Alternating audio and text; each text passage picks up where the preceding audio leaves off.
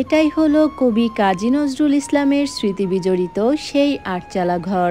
আজ আপনাদেরকে ঘুরিয়ে দেখানোর চেষ্টা করছি আমাদের চুয়াডাঙ্গা জেলার দামুড়হুদা উপজেলার কার্পাসডাঙ্গা গ্রামের কবি কাজী নজরুল ইসলামের স্মৃতিবিজড়িত আটচালা ঘর, যেটা ছিল কবি কাজী নজরুল ইসলামের অতিথিশালা।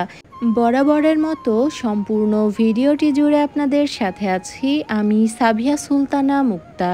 চলুন তাহলে একসাথে ঘুরে দেখা যাক।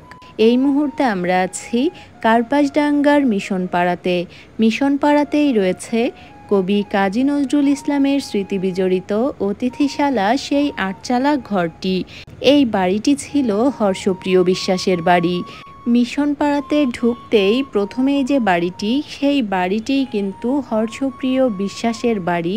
বর্তমানে এই বাড়িটিতে হর্ষপ্রিয় বিশ্বাসের পরবর্তী প্রজন্মেরা বসবাস করছেন। তবে কবির স্মৃতিবিজড়িত সেই আটচালা ঘরটি তারা নষ্ট হতে দেয়নি।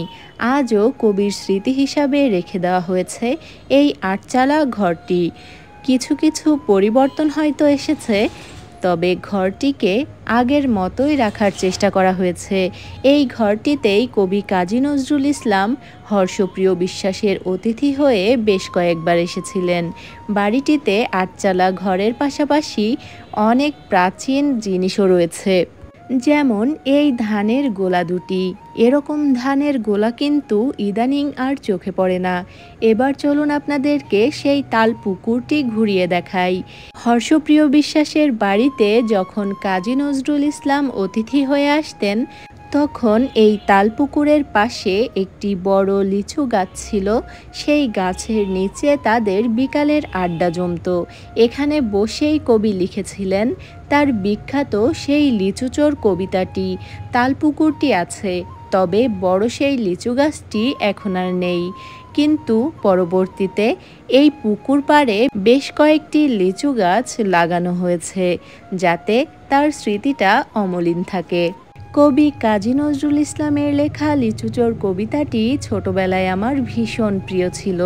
এ পর্যায়ে আমরা চলে যাচ্ছি বাড়িটির বাইরের দিকটাতে কবি কাজী নজরুল ইসলামের স্মৃতিতে তৈরি করা হয়েছে একটি স্মৃতিস্তম্ভ। এটি হলো সেই স্মৃতিস্তম্ভটি। যাই হোক, আজ আপনাদেরকে ঘুরিয়ে দেখানোর চেষ্টা করলাম আমাদের চুয়াডাঙ্গা জেলার দামুড়হুদা উপজেলার কার্পাসডাঙ্গা গ্রামে অবস্থিত কবি কাজী নজরুল ইসলামের স্মৃতিবিজড়িত আটচালা ঘরটি। আশা করি আজকের ভিডিওটি আপনাদের বেশ ভালো লেগেছে। আজকের মতো এখানেই বিদায় নিচ্ছি। আল্লাহ হাফেজ।